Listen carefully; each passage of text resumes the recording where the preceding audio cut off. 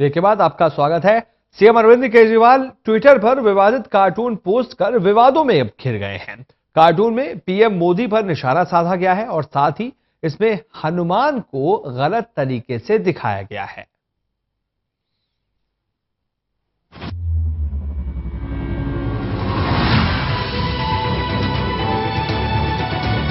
JNU में देश विरोधी नारों से उपजा विवाद अब सियासी दलों की लड़ाई बन चुका है। उसी लड़ाई और परंपरा को आगे बढ़ाते हुए सीएम अरविंद केजरीवाल ने एक कार्टून अपने ट्विटर अकाउंट पर पोस्ट कर दिया। सुबह सवेरे अखबार पढ़ने के बाद उसमें छपे इस कार्टून पर केजरीवाल का दिल आ गया। राजनीतिक लड़ाई में ट्विटर अपनी अलग भूमिका निभा रहा है आजकल, इसलिए अखबार के कार्टून को उठाकर ट्विटर पर पोस्ट कर दिया। अब ये जान लीजिए कि इस कार्टून पर विवाद क्यों हुआ। इस कार्टून में PM Modi make in India के मंच पर खड़े हैं और मंच पर लगे बैनर में लिखा है, रोहित वेमुला, पठानकोट हमला, गिरता रुपया, विधानसभा चुनाव। इसी कार्टून में हिंदू देवता हनुमान रूप में एक शख्स को यह कहते हुए दिखाया गया है कि सर मैंने कर दिया है। अब सबका ध्यान जेएनयू की तरफ है। कार्टून में कुछ ही दूर पर आग लगी हुई है और इसके आसपास पत्रकार खड़े हुए हैं और कैमरे का फोकस उस आग की तरफ है। एक सीएम ने जिस तरह से इस कार्टून को अपने ट्विटर अकाउंट पर पोस्ट किया, उसे हिंदुओं की भावनाओं का अपमान बताया जा रहा है। कार्टून को पोस्ट करने की कुछ ही देर के बाद ही यह हैशटैग केजरीवाल इंसल्ट हनुमान से ट्रेंड करने लगा और सीएम के इस पोस्ट पर लोगों ने अपनी कड़ी प्रतिक्रिया देने की शुरुआत कर दी। सवाल यह उठाया गया कि राजनीतिक लड़ाई में किसी की धार्मिक भावनाओं को चोट पहुंचाना आखिर कहां तक जायज है। सीएम अरविंद केजरीवाल की इस पोस्ट पर पीएमओ की तरफ से भी आपत्ति जताई गई है, जिसमें कहा गया है कि सीएम ने जिस तरह से भगवान हनुमान का मजाक उड़ाया है वो शर्मनाक है। सीएम अरविंद केजरीवाल ने अखबार के कार्टून को ट्विटर पर पोस्ट तो पीएम मोदी पर निशाना साधने के मकसद से किया था, लेकिन यह दांव उल्टा पड़ गया और सीएम खुद अपने ही पोस्ट पर घिर गए। Delhi desk, total news.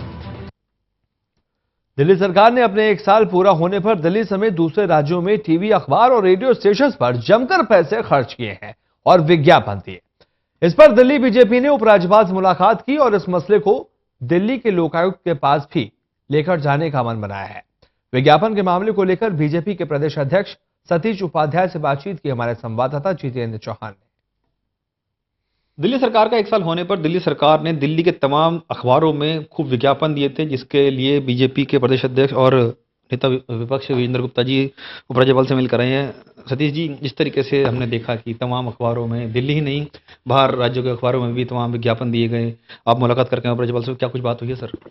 देखिए, उपराज्यपाल को हमने कहा है कि जिस तरीके से दिल्ली के 1 साल के पूरे होने के 1 वर्ष के उपलक्ष्य में जिस तरह से विज्ञापन दिए जा रहे हैं, विज्ञापन देना एक अलग बात है, लेकिन ऐसा लगता है कि इनडायरेक्ट तरीके से एक आप किसी तरह की प्रलोभन दे रहे हैं। आप 4 दिन से लगातार 3-3 पेज के फुल पेज ऐड आप दे रहे हैं, टेलीविज़न में आप चला रहे हैं, एफएम पर आप चला रहे हैं और दिल्ली नहीं, दिल्ली के बाहर भी आप इस तरह के ऐड दे रहे हैं। तो ऐसा लगता है कि और जो दिए जा रहे हैं वो एडवर्टोरियल फॉर्म में दिए गए हैं, जिसमें वो लोगों को कैमोफ्लेज करने के लिए, लोगों को जो इनकी आदत है कि लगातार लोगों को इन्फ्लुएंस करना, मूर्ख बनाना, तो वो न्यूज़ के फॉर्मेट में दिए गए हैं, तो पेड न्यूज़ की तरह से आइटम है। तो निश्चित रूप से ये बहुत ऑब्जेक्शनेबल है और आप जिस तरह से दिल्ली की जनता के विकास का पैसा है, डेवलपमेंट का मनी है, टैक्स का पैसा है, उस पैसे का दुरुपयोग है। और दिल्ली के बाहर जैसा कि आपने भी कहा कि अगर इस तरह के ऐड हैं तो निश्चित रूप से इस पर कार्रवाई होनी चाहिए और इसका कानूनी एंगल भी हम देख रहे हैं और इसकी शिकायत हम उपराज्यपाल को हमने की है। और इसके साथ साथ हम ये चाहते हैं कि इस पर जिस तरह की जो चीज़ें हैं वो रोक लगनी चाहिए। सर, आपने उपराज्यपाल से मुलाकात की है, उन्होंने क्या कुछ संज्ञान लिया, इस पर कुछ बात कर रखी अपनी तरफ से सर? कुछ नहीं, हमने कहा है, अब वो देखेंगे, उनका काम है कि वो क्या इस पर संज्ञान लेते हैं और किस तरह की बात करेंगे। और ये सरकार जनता के पैसे को पानी की तरह बहा रही है। लेकिन सरकार का जो तर्क है वो ये है कि हमने जो अपना बजट का पैसा था जो खाली एडवर्टीजमेंट के लिए रखा गया था, उसके उसी बजट के पैसे से हमने एडवर्टीजमेंट दी है। लेकिन सर, आपकी आपत्ति है कि जो फॉर्म है, एडिटोरियल फॉर्म में उन्होंने सारे कंटेंट दिया है, उसको लेकर आपत्ति आपकी? नहीं, हमारी आपत्ति तो जो जितना पैसा पानी की तरह बहाया जा रहा है, रोज 4 दिन से लगातार आप 2-3 पेज के ऐड दे रहे हैं और दिल्ली के बाहर के राज्यों में दे रहे हैं। आप क्या मकसद क्या है आपका बाहर के राज्यों में पंजाब में दे रहे हैं, हरियाणा आपका मकसद क्या है देने का? आप दिल्ली की कॉस्ट पर बाहर कैसे दे सकते हैं? ये दिल्ली के जनता के टैक्स की मनी है, करोड़ों रुपए आप पानी की तरह बहाएंगे, तो ये कैसे टॉलरेट होगा? और दूसरा, ये जो तरीका है आपका, ये तरीका ठीक नहीं है और दूसरा ये पेड न्यूज़ की तरह से आप इसको यूज़ कर रहे हैं, तो हमारी आपत्ति इन सारी चीज़ों पर। तो इसका हम कानूनी विकल्प भी देखेंगे और निश्चित रूप से ये कोशिश करेंगे कि सरकार को इस चीज़ के लिए रोका जाए। सर, विजेंद्र गुप्ता भी आपके साथ थे। विजेंद्र गुप्ता ने दिल्ली की जो पूर्व मुख्यमंत्री शीला दीक्षित, उनके खिलाफ एक केस डाला था एडवर्टीजमेंट को लेकर ही। उसके ऊपर लोकायुक्त ने एक्शन भी लिया था और उनको हर्जाना भी देना पड़ा था। तो क्या आप भी लोकायुक्त जाएंगे सर? निश्चित रूप से हम लोकायुक्त को भी इसकी शिकायत करेंगे और उनको भी बताएंगे किस तरह से दिल्ली में सुविधाओं का मिसयूज हो रहा है। चलिए, बात करने की शुक्रिया। ये थे सतीश उपाध्याय। कैमरा कपिल बेदी के साथ Jitendra Chauhan, total news, Delhi. Delhi police के 69वें स्थापना दिवस के मौके पर गृहमंत्री राजनाथ सिंह ने दिल्ली पुलिस के काम की जमकर सराहना की है। राजनाथ सिंह ने कहा है कि राजधानी में कानून व्यवस्था को बनाए रखने के लिए दिल्ली पुलिस अच्छा काम कर रही है।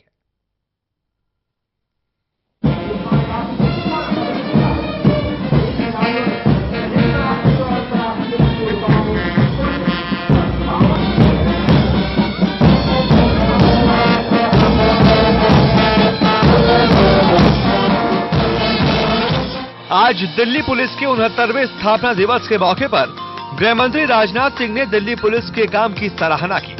राजनाथ सिंह ने कहा कि राजधानी में कानून व्यवस्था को बनाए रखने के लिए दिल्ली पुलिस अच्छा काम कर रही है। साथ ही उन्होंने Delhi police commissioner DS Bassi के नेतृत्व की भी तारीफ करते हुए कहा कि आपका काम इस बात पर भी निर्भर करता है कि आपका नेतृत्व कैसा है। राजनाथ सिंह ने दिल्ली पुलिस कमिश्नर को दिल्ली में बेहतरीन काम करने के लिए बधाई दी। लेकिन मैं बधाई देना चाहता हूं दिल्ली पुलिस आयुक्त श्री भीमसेन जी बस्सी को कि इनके कुशल नेतृत्व में कई ऐसे प्रभावी कदम आप लोगों ने उठाए हैं कि हमारी इस दिल्ली पुलिस की साख और विश्वसनीयता इस देश में बढ़ी है। राजनाथ सिंह ने कहा कि रोजाना अपराध के नए नए तरीके सामने आ रहे हैं। सोशल मीडिया के जरिए लोग नए नए तरीके से क्राइम कर रहे हैं। इन सबके बीच दिल्ली पुलिस ने राजधानी में कानून व्यवस्था बनाए रखी है।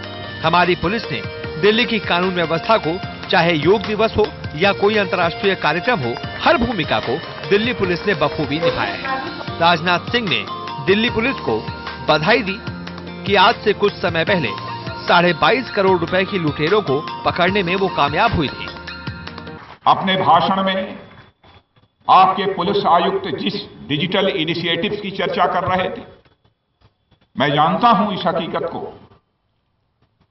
अपराध के जो नए नए तरीके इस समय देश के सामने आ रहे हैं, बिना डिजिटल इनिशिएटिव्स का सहारा लिए हुए ऐसे अपराधों से नहीं निपटा जा सकता। लेकिन मुझे खुशी है कि दिल्ली पुलिस ने ऐसे कई प्रभावी डिजिटल इनिशिएटिव्स लिए हैं। इसके साथ ही राजनाथ सिंह ने कहा कि दिल्ली पुलिस ने महिलाओं की सुरक्षा के लिए भी अच्छा काम किया। हालांकि उन्होंने ये भी कहा कि कभी कभी बहुत दुर्भाग्यपूर्ण घटनाएं हो जाती हैं, लेकिन हिम्मत ऐप जैसी एप्लीकेशन मददगार साबित हो रही है। इस मौके पर उन्होंने दिल्ली पुलिस वेलफेयर के लिए 5 करोड़ की धनराशि की घोषणा भी की।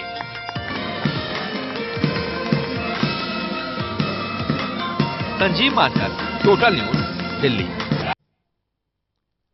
दिल्ली में यमुना नदी के पानी में प्रदूषण का लेवल काफी बढ़ गया है। प्रदूषण बढ़ने की वजह से दिल्ली के 2 वाटर प्लांट बंद किए गए हैं, जिसके चलते राजधानी के कई इलाकों में पानी की सप्लाई प्रभावित हुई है।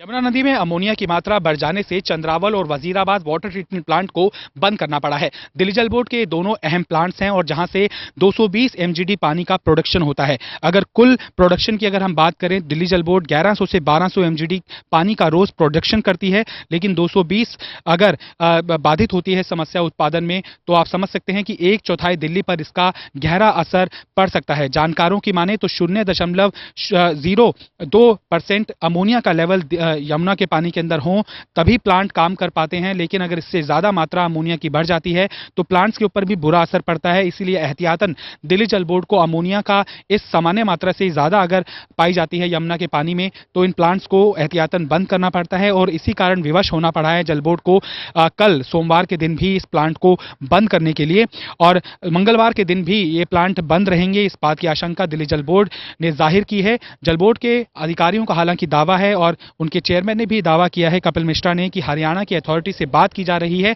लेकिन पानीपत में जो इंडस्ट्रियल वेस्ट का वाटर है वो यमुना के अंदर नहीं रुक रहा है और कहीं ना कहीं हरियाणा सरकार उसे रोकने में नाकामयाब हुई है। इससे पहले 19 जनवरी के दिन भी इसी तरह की समस्या पैदा हुई थी और तब युद्ध स्तर पर इस वाटर ट्रीटमेंट प्लांट को शुरू करने की कवायद दिल्ली सरकार ने की थी। अमोनिया का लेवल थोड़ा कम हुआ और इसी कारण ये वाटर ट्रीटमेंट प्लांट फिर से चल पाए थे। इसके लिए पीठ भी थपथपाई थी कपिल मिश्रा ने अपने अधिकारियों की कि कुछ ही समय के अंदर इस वाटर ट्रीटमेंट प्लांट्स को रिस्टोर कर लिया गया, उनकी प्रोडक्शन को रिस्टोर कर लिया गया।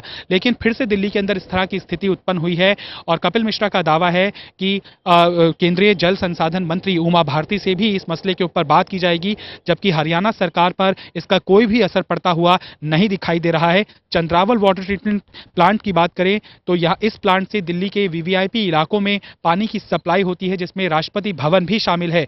और वजीराबाद वाटर ट्रीटमेंट प्लांट की अगर बात करें तो वॉल्ड सिटी के अंदर इनका पानी का प्रोडक्शन होता है, जिससे कि दरियागंज, जामा मस्जिद और सिविल लाइंस के इलाकों पर इसका भारी असर देखने को मिल रहा है। हालांकि दावा जरूर किया जा रहा है कि जल बोर्ड युद्ध स्तर पर इस बार भी लगा हुआ है ताकि इन दोनों प्लांट्स से वाटर की प्रोडक्शन को रिस्टोर कर लिया जाए, लेकिन जब तक ये वाटर ट्रीटमेंट प्लांट ठप रहते हैं और उत्पादन इनका शुरू नहीं होता, 1/4 दिल्ली पर इसका असर पूरे तौर पर देखने में मिलेगा। कैमरामैन संदीप नामुंडा के साथ तरुण कालरा, टोटल न्यूज, दिल्ली। दिल्ली सरकार को हाईकोर्ट से बड़ा झटका लगा है। नर्सरी एडमिशन में मैनेजमेंट कोटे को लेकर दाखिल डबल बेंच में दिल्ली सरकार की याचिका को खारिज कर दिया गया है। कोर्ट में दिल्ली सरकार ने नर्सरी एडमिशन मामले में सिंगल बेंच के फैसले को डबल बेंच में चुनौती दी थी। नर्सरी एडमिशन के मामले में दिल्ली सरकार को हाईकोर्ट से बड़ा झटका लगा है। कोर्ट ने दिल्ली सरकार के सिंगल बेंच के फैसले को चुनौती देने वाली याचिका को खारिज कर दिया है।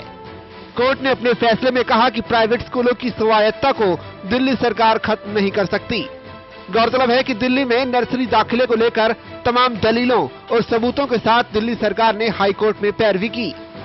खुद उप मुख्यमंत्री मनीष सिसोदिया ने 2 दिनों तक दलीलें रखी, लेकिन अदालत का अंतरिम आदेश निजी स्कूलों के हक में गया। उनका मैनेजमेंट कोटा फिलहाल बरकरार रहेगा। 6 जनवरी को सभी कोटे रद्द करने के दिल्ली सरकार के फैसले पर दिल्ली हाईकोर्ट ने रोक लगा दी है। साथ ही कोर्ट ने अपने अंतरिम आदेश में कहा कि पहली नजर में सरकार ने 2007 के अपने ही नोटिफिकेशन का उल्लंघन किया है। सरकार ने बिना कानूनी मंजूरी के ये आदेश जारी किया है। सरकार स्कूलों की स्वायत्तता नहीं छीन सकती। अगर इस प्रक्रिया में गड़बड़ी हो तो कार्रवाई कर सकती है। हालांकि हाईकोर्ट ने स्कूलों के पैमाने भी कम किए हैं। 62 क्राइटेरिया में से सिर्फ 11 की ही इजाजत दी गई है। इनमें सिबलिंग, एलुमिनाई, खेल, गर्ल चाइल्ड शामिल हैं। फिलहाल अब इस आदेश के बाद इस साल नर्सरी में प्राइवेट स्कूल दे सकेंगे मैनेजमेंट कोटे की seat. Sushil Pandey, total news, Delhi. Greater Noida में एक बार फिर से इंसानियत शर्मसार हुई है। ग्रेटर नोएडा के सूरजपुर थाना क्षेत्र के डेल्टा सेक्टर में 2 साल की मासूम के साथ रेप का मामला सामने आया है। पुलिस ने अज्ञात के खिलाफ शिकायत दर्ज कर मामले की जांच शुरू कर दी है।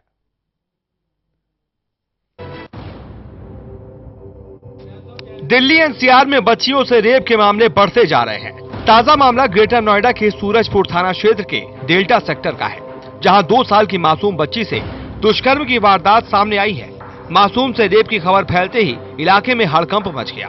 पीड़ित बच्ची को पास के ही एक निजी अस्पताल में भर्ती कराया गया है, जहां उसकी हालत गंभीर बनी हुई है। बताया जा रहा है कि बच्ची के सिर में गंभीर चोटें आई हैं। पीड़ित परिजनों की माने तो जब उन्होंने काफी देर तक बच्ची की तलाश की तो बच्ची नहीं मिली, जिसके बाद उन्होंने तुरंत ही पुलिस को सूचना दी। पार्क में खेल रहे थे, कोई उठा के ले गया था। कौन उठा के ले गया था? देखा नहीं। कितने बजे की घटना है? तो आपको कैसे पता चला? हमारी दूसरे बच्चे थे, वो भाग के गए हमारे साथ। क्या बताया उसने? क्या बताया उसने? पापा कोई सुबह मिलने को ले गए छोटी को। अच्छा। घटना की सूचना मिलने पर पुलिस के आला अधिकारी भी मौके पर पहुंच गए और अज्ञात के खिलाफ मामला दर्ज कर आरोपी की तलाश शुरू कर दी। इंसानियत को शर्मसार करने वाली इस घटना में जहां पुलिस आरोपियों को जल्द गिरफ्तार करने की बात कर रही है, तो वहीं एक बार फिर से पुलिस के सुरक्षा के दावों की पोल खुलती नजर आ रही है। टोटल न्यूज के लिए ग्रेटर नोएडा से ताहिर सैफी की रिपोर्ट। एक बेहद छोटा सा ब्रेक ले रहे हैं, फौरन लौटते हैं।